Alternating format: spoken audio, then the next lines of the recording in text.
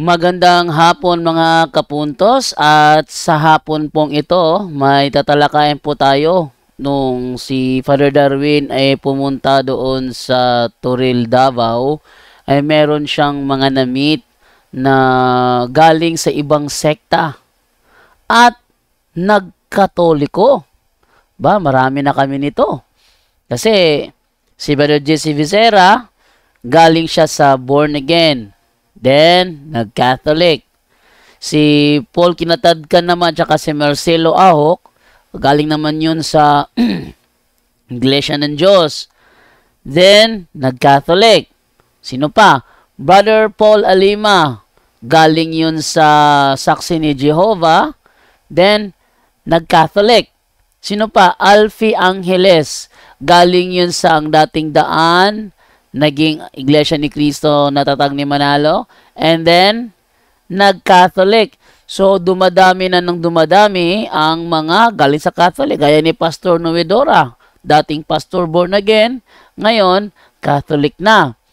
At eto, nung si Father Darwin ay pumunta doon sa Turil, Davao, may na-meet siya na nagsibalikan sa Catholic. Ating isa-isahing pakinggan ang kanilang istorya sa pagbabalik ng straight to the point. Kaya sa mga bago pa po sa aming channel, please po don't forget to hit the subscribe button at ang notification bell para maging notified kayo sa bawat video na ilalabas ko sa channel na ito. Kaya wag na po nating patagalin. Simulan na po natin.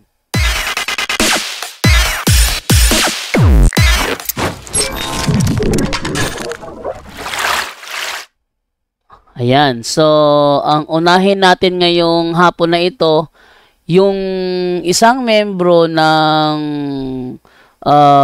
Iglesia ni Cristong Tatag ni Felix Manalo, pati buong pamilya niya, no, member ng INC na Tatag ni Felix Manalo, nung nakapanood sa nangyaring debate ni Father Darwin at saka ni Ramel Parba, nabuksan ang kanilang isipan.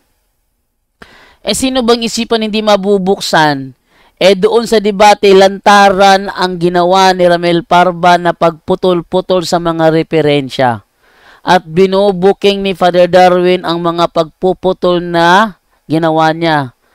Ang hirap kasi sa INC ni Manalo is, sila?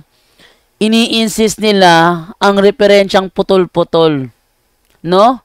Ngayon, pag nalalaman na ang karugtong, nabubuking siyempre, nakaka-realize yung nakabuking na hindi tama itong ginagawa na ganito, na pinuputol yung libro tapos iibahin ng kahulugan. Di ba? Siyempre, alam nila na yun ay isang uri ng pandaraya. At tandaan ninyo, pagdating sa relihiyon na pinag-uusapan dyan, kaluluwa. Sabi nga ni Eli Soriano, pagdating sa relihiyon na pinag-uusapan na, kaluluwa. At pag yan ay naipahamak mo, wala ka nang magagawa pa pag yan ay nakuha na ng demonyo. Sabi ni Eliseo Soriano. No? Kaya, di bali nang tayo maloko sa pera kaysa tayo lukuin sa relihiyon. Sa debate ni Father Darwin Gitgano at saka ni Ramel Parba, nabuking doon ang mga estilo ng INC na pagpuputol-putol. No? Yung style nila na basahin lang sa Biblia, Iglesia ni Cristo, pero pag tinanong, naalala ko sa debate yung tinanong ni Father Darwin, yung sa Romans 16:16, ito ba ay kayo? May sumigaw sa mga alipores ng INC, sumigaw, kami yan. Kay imo mangikutlo ang Roma 16:16. Pangutana, kamo na dili. Kami. Isinasabi na kanilang pasugo, truly Romans 16:16 refers to the first Church of Christ, at inaamin naman ni Sandoval at saka ni Cesar Sinita na ang Iglesia Katolika sa pasimula ay siyang Iglesia ni Cristo. Di yun ang Katoliko? Hindi sila yun. Pero sumigaw yung isang membro nila, kami yan. Naku, napahiya doon sa naturang, kasi binasa ni Father Darwin ang sinasabi ng kanilang pasugo na ang Romans 16:16 refers to the first Church of Christ at hindi sila yun. Oh, yung kanilang unawa nabubuking doon. Sila daw ay tinatag ayon sa hula. Pero bakit ang hula sila lang nga nag-i-interpret? Hindi naman aprobado ng majority of Bible scholars. Oh, bakit ganun? Kasi private interpretation. At dahil sa naturang debate, maraming mga INC member ang nabuksan ng isip. At kitang-kita naman doon sa naturang debate ang pagkatalo ni Ramil Parba. Bakit? Ano ang topic? About true church. Catholic Church founded by Christ. Ano ang tinakbuhan ni Ramil Parba? Ang tinakbuhan niya yung yung name inventor. Di yun ang topic eh. Tinatanggap mo ba na inimbento ni Ignacio ang pangalang Iglesia Katolika? Hindi yun ang topic. Hindi topic kung sino ang name inventor. Ang topic, sino ang church founder. Kaso minalas. Bakit? Sa debate, narinig ang pagkabasa niya.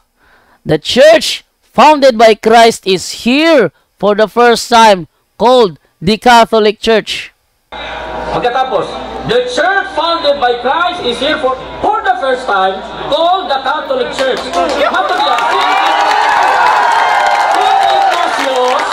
Saint Ignatius invented the name. Pagkatapos, the church founded by Christ is here for the first time, called the Catholic Church. Pagkatapos, the church founded by Christ is here for the first time, called the Catholic Church. Pagkatapos, the church founded by Christ is here for the first time, called the Catholic Church. At dahil doon, tapos pinutol naman niya, nabasa na niya yung the church founded by Christ. Tapos tinanong siya, ayon sa binasa mo, sino ang founder? Sabi niya, napaka-easy ng tanong. Ito ang sagot, Saint Ignatius invented the name. Sunod, pangutana. Kinsa man dyo'y tinuod niya nagtugod, si Ignacio o si Cristo?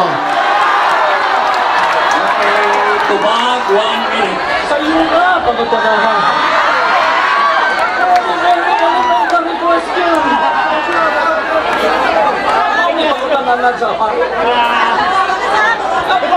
Isang katulog, si Cristo, si Ignacio. At tinawag na Iglesia ni Cristo, si Cristo katulog. Iglesia Katolika, si Ignacio. Dito sa part na video na ito, ipapakita ko sa inyo ang tahasang pagsisinungaling ni Ramil Parba kung saan yun ang nagpabuka sa isip ng iilang membro ng INC Tatag ni Manalo. Binasa na niya, the church founded by Christ is here for the first time, called the Catholic Church. Tinanong siya, sino ang founder? Sabi niya, Iglesia Katolika, si Ignacio daw ang nagtayo. Iglesia Katolika, si Ignacio! Iglesia Katolika, si Ignacio!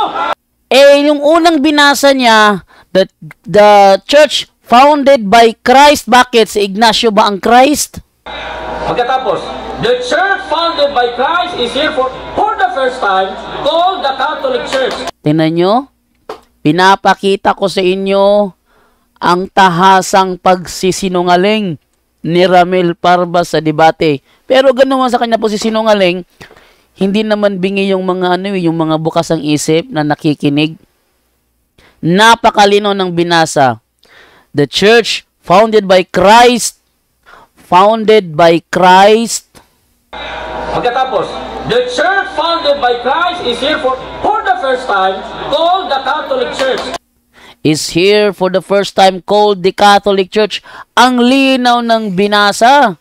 Pero ang sinabi niya sa kanyang sagot, Iglesia Katolika, si Ignacio ang founder. Dapat sanang sinabi doon, the church founded by Saint Ignatius is here for the first time, called the Catholic Church. Yun ang tugma sa kanyang sagot. Pero ipinakita ni Ramil Parba sa karamihang Pilipinong nanonood kung gaano siya kasinungaling. At nakita ang binasa iba. Pagkatapos, the church founded by Christ is here for the first time called the Catholic Church. Ang isinagot iba. Iglesia Katolika, si Ignacio! O, tamo? Ang binasa niya, the church founded by Christ. Nang siya tinanong, ang sabi niya, si Ignacio ang founder. Ay, nako, Ramil Parba. Pinanganak na talagang sinungaling. No? Ate, tuloy ang video.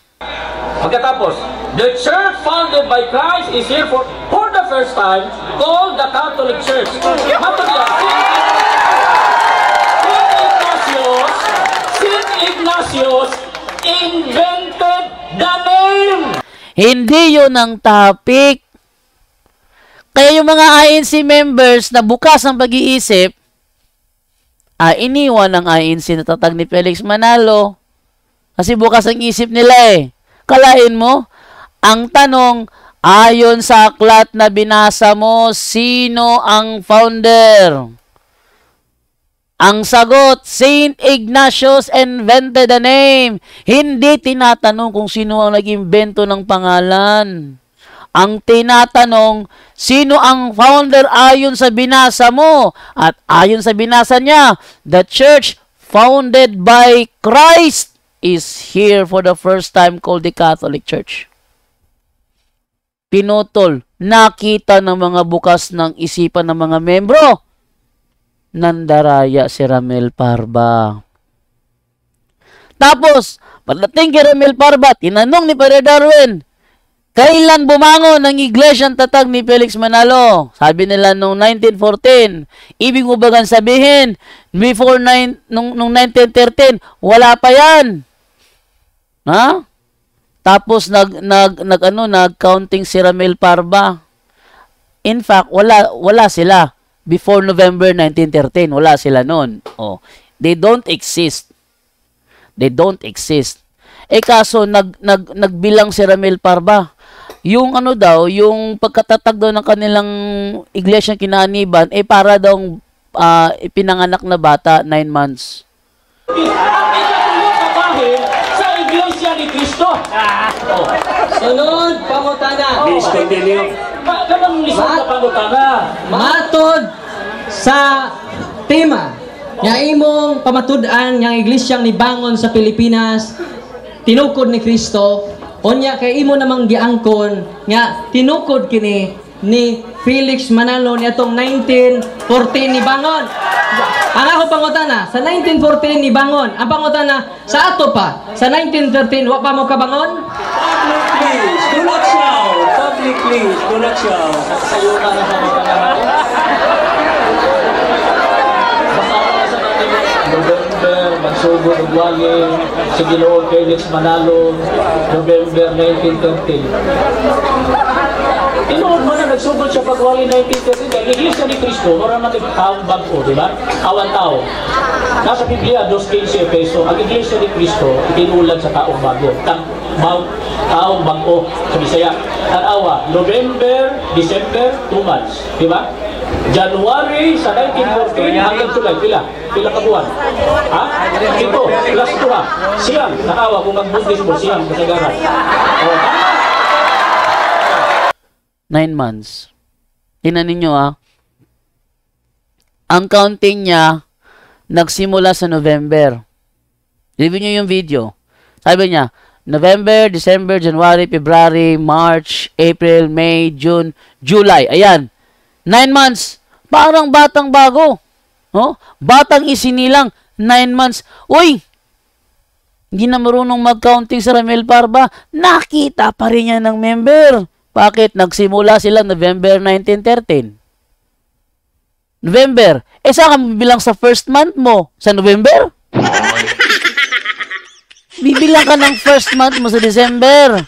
December, January, February, March, April, May, June, July, August.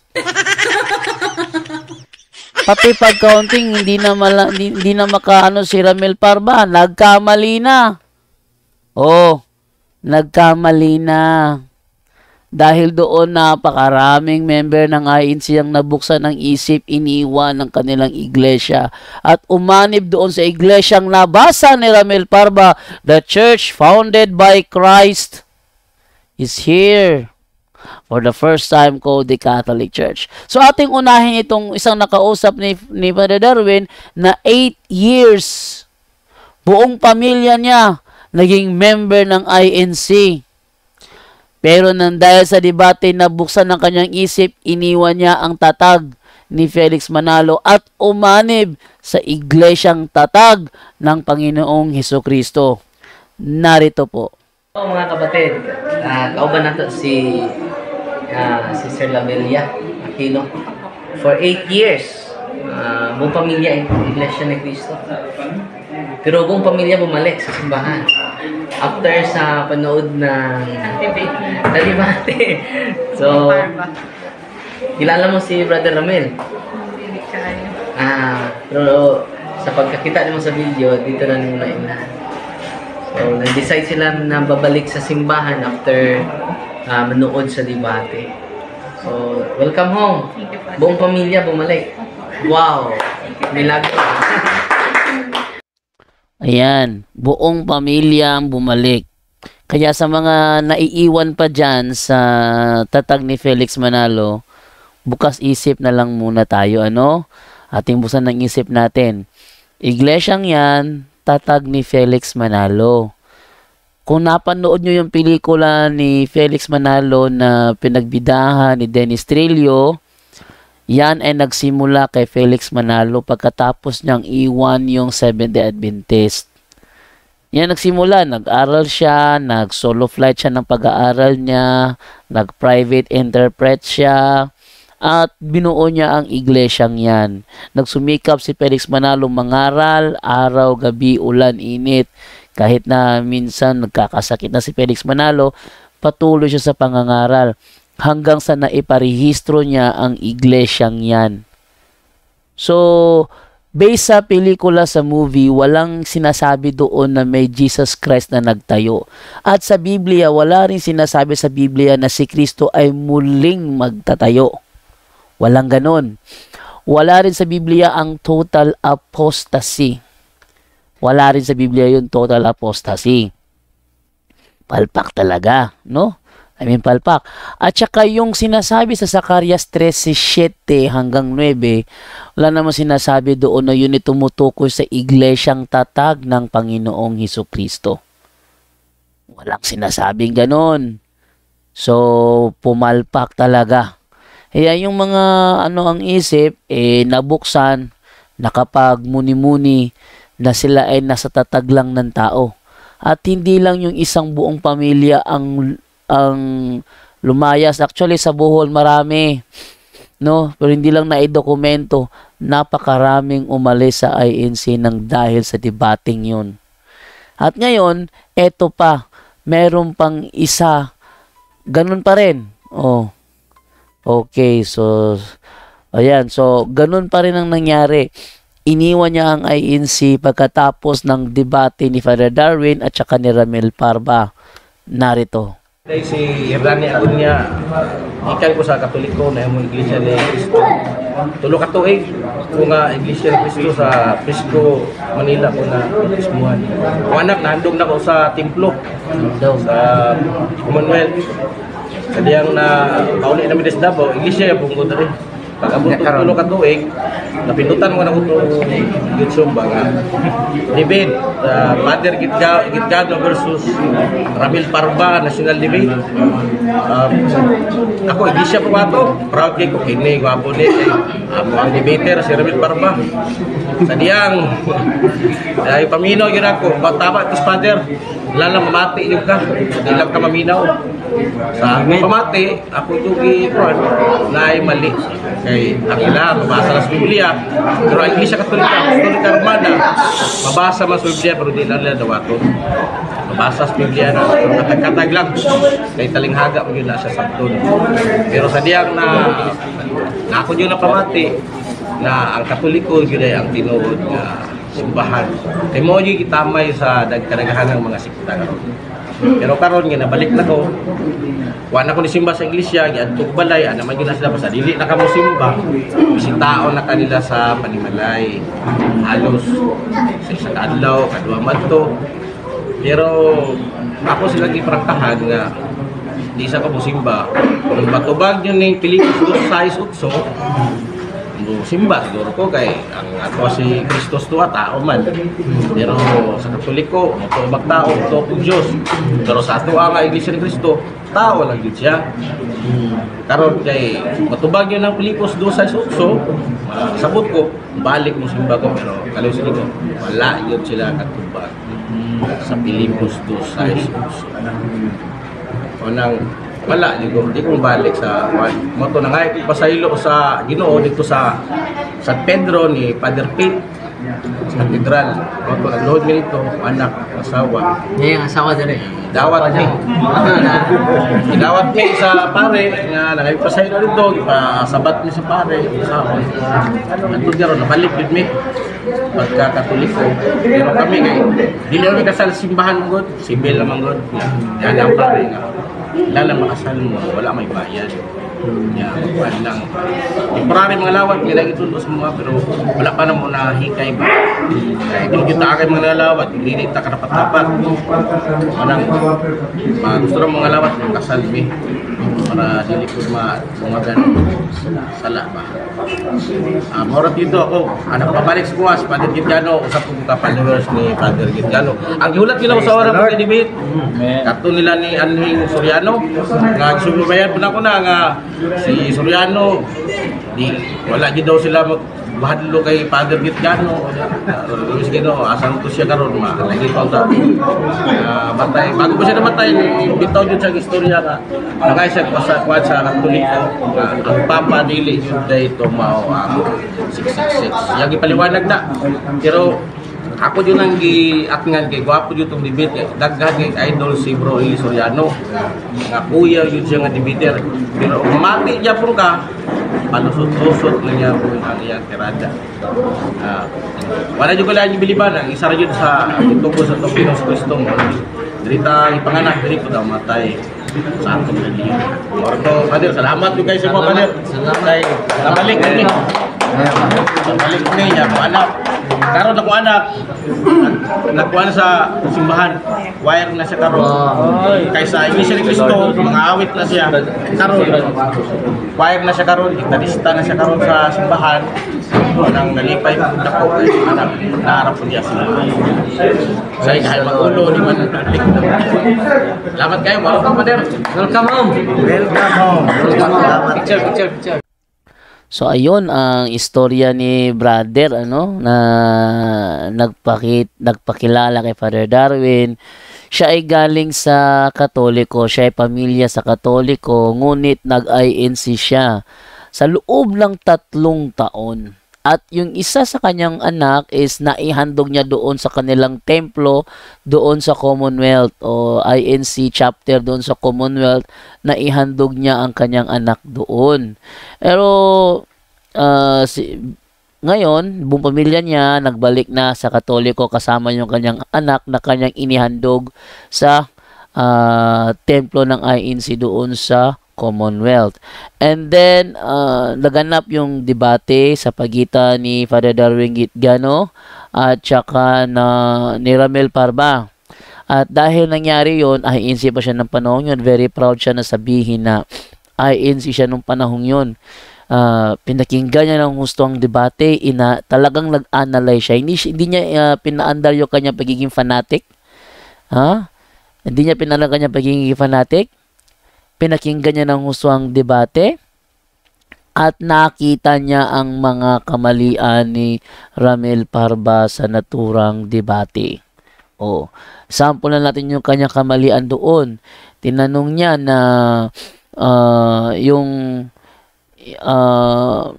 ang Iglesia Tatag ni Cristo may pangalan ba o wala?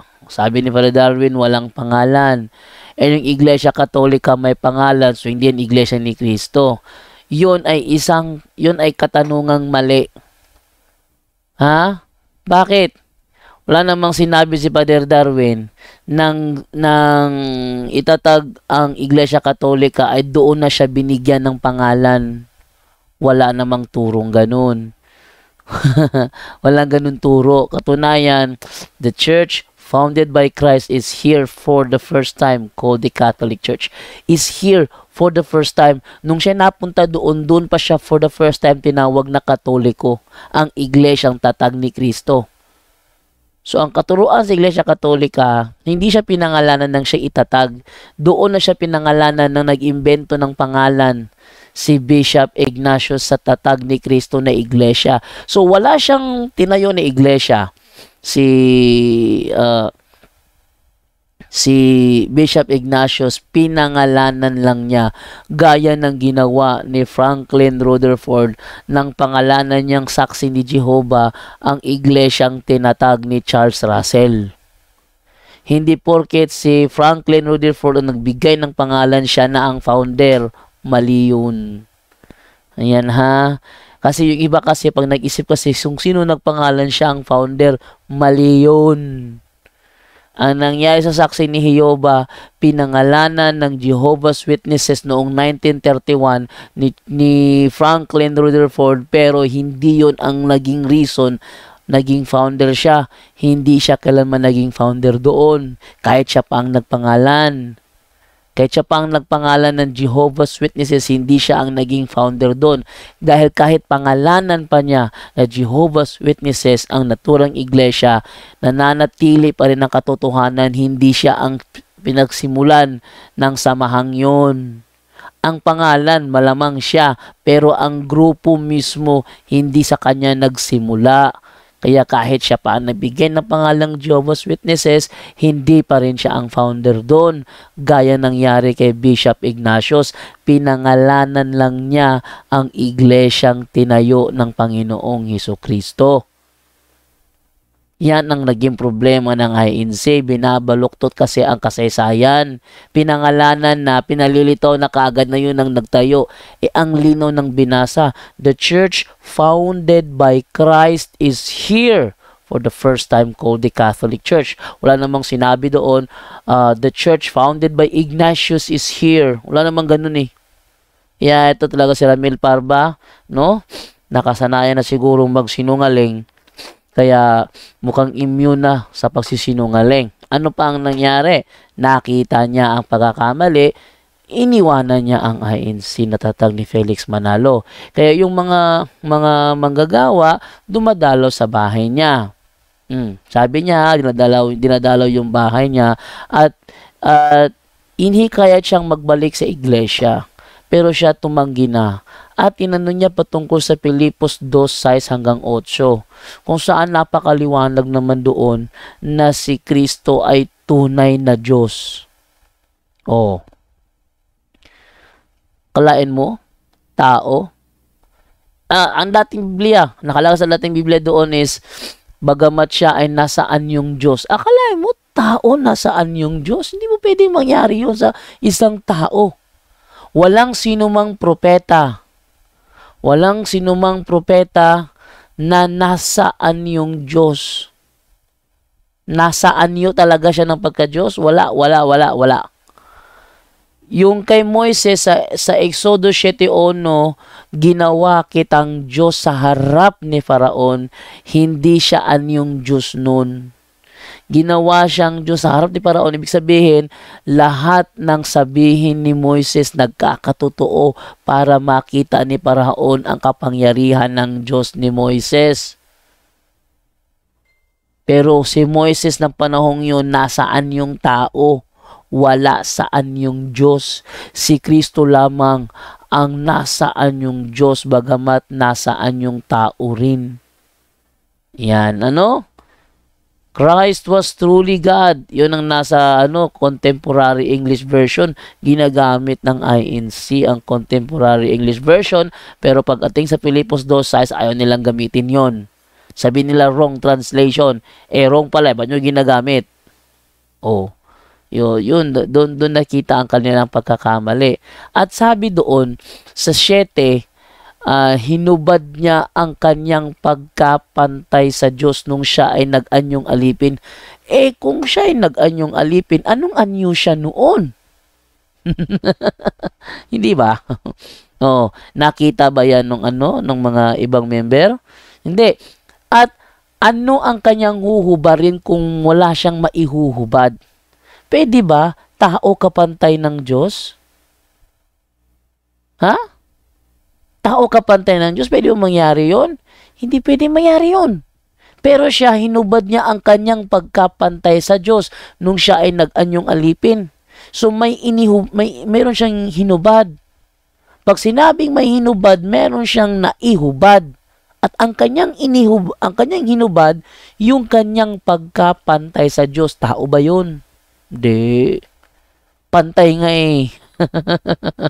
Alam, binabasa 14:28, ang Ama ay mas dakila kaysa sa akin. Siyempre, nasaan yung alipin na siya nun?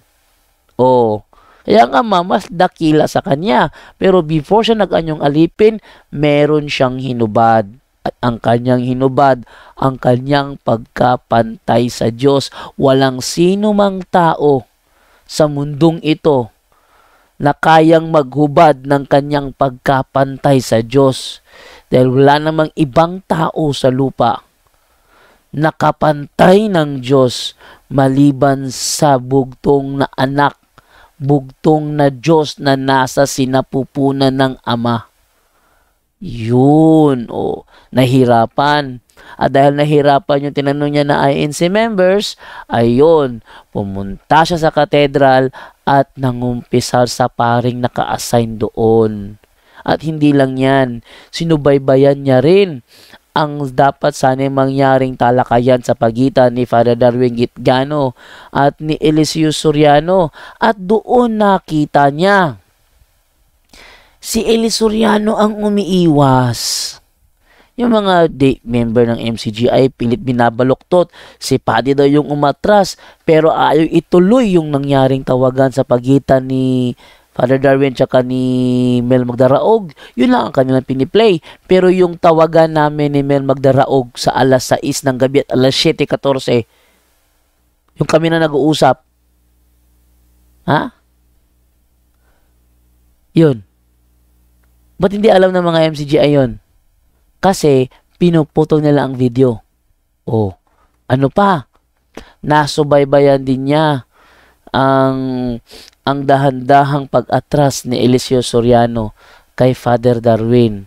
Magkakabanggaan na sana ipinasok na kami ni Mel Magdaraog sa Bible Exposition Imposible namang walang tawagang mangyayari at imposible naman na hindi pinaalam ni Mel Magdaraog kay Soriano nandyan na si Brother Darwin sa linya ng magtatanong. Imposible naman yon.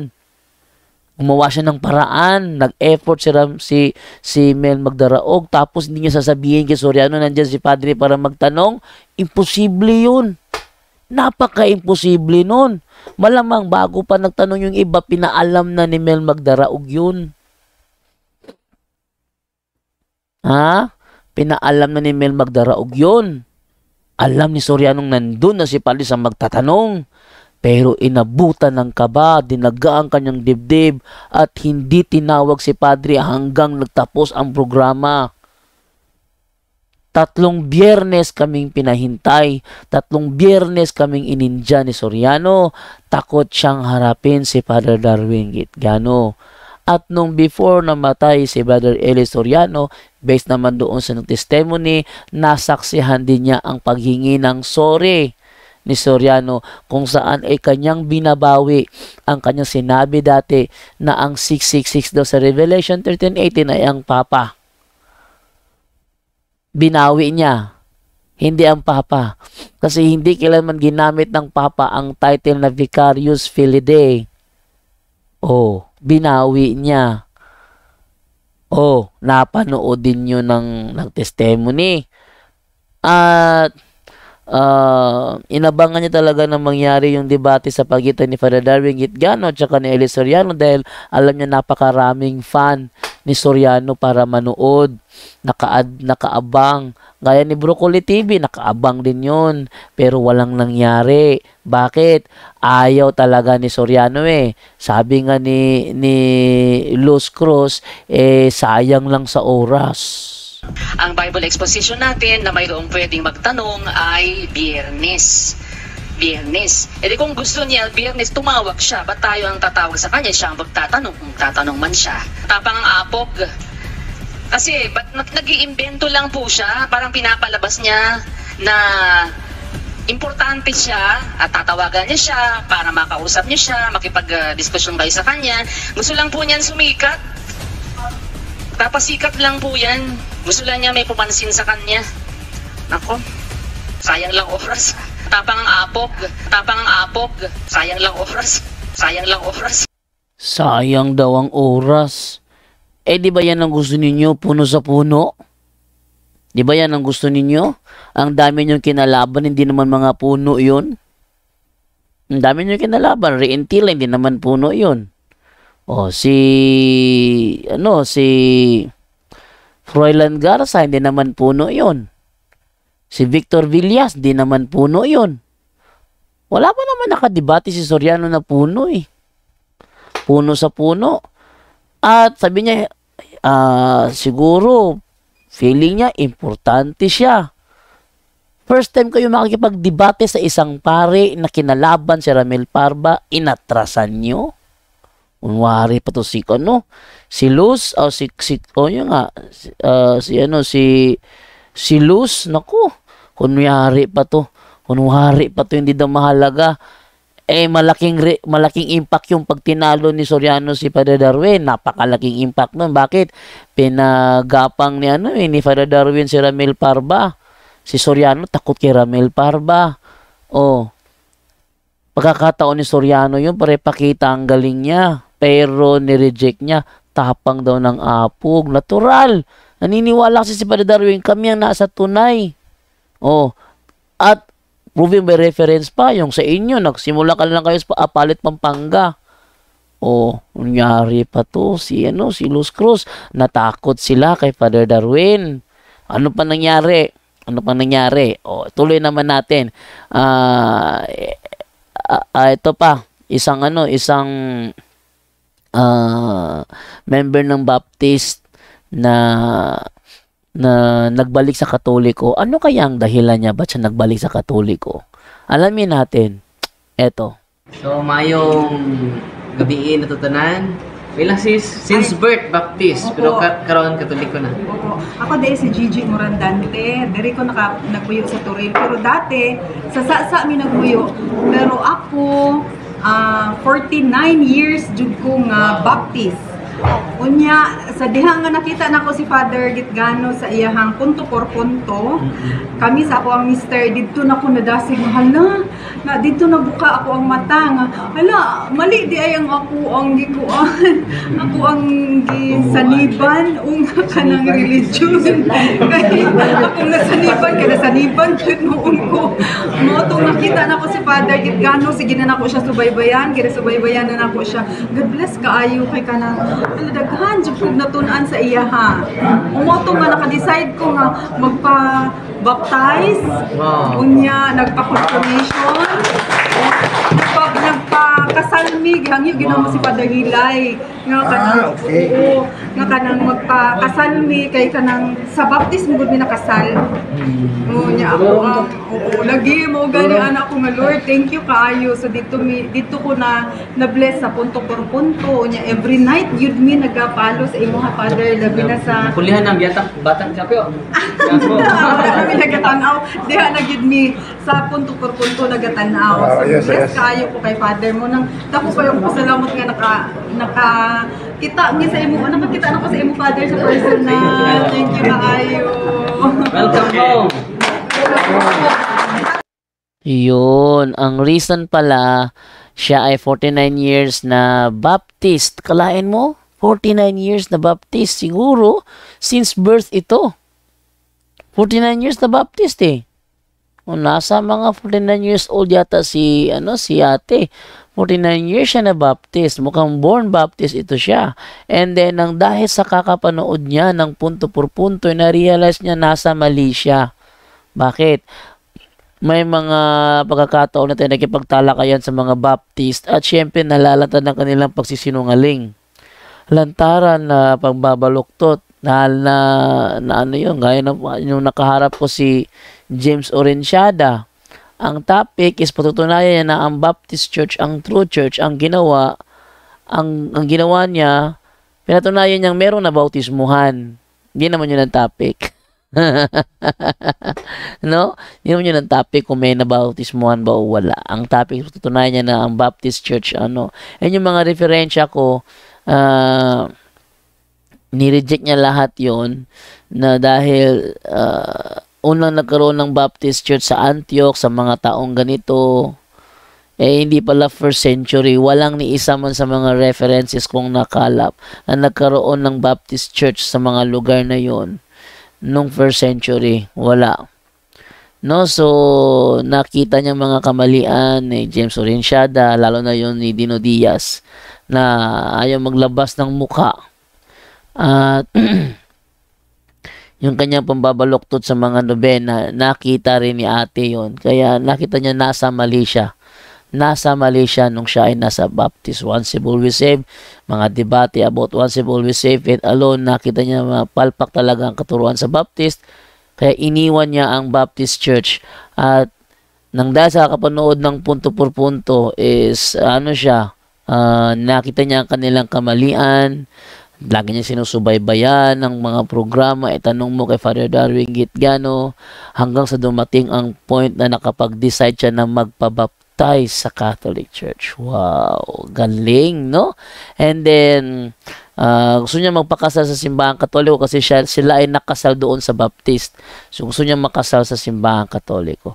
So yun ang mga ang ating feature ngayong gabing ito, kung saan is inaamin ng mga na-convert ang kanilang pagkalihis sa katotohanan, at ngayon sila ay nagbabalik upang makita na sila ay nasa tunay na iglesia na nga natatag ng Panginoong Jesucristo, at yun ay walang iba kundi ang Iglesia Katolika Apostolika Romana. Ito po si Jando Alabado, ang straight to the point. Thank you po sa lagi pagsubaybay sa aming channel. At sana po wag nyo rin po kalimutan na i-subscribe din po yung aking YouTube channel, ang JDTV Straight to the Point. Kahit na sabihin natin na mahina lang po yun, ayoko po mawala. No? Ko po yun. Reserve ko po yun para yun sa mga gagawin ko pong pagsagot sa mga chats nyo sa akin na hindi ko nabibigyan ng pagkakataon sa punto por punto dahil lagi nauuna yung Zoom, no? Hindi ko nabibigyan ng pagkakataon. So yung mga chats nyo sa akin na kailangan sagutin, doon ko po sasagutin sa aking YouTube channel para magkaroon naman yun ng laman. Okay, ganun pa man, ito po si Jando. Ano sabi po sa inyo na kapag katotohanan ng ating pinag-uusapan, kailangan ng talakayan, straight to the point. Paalam.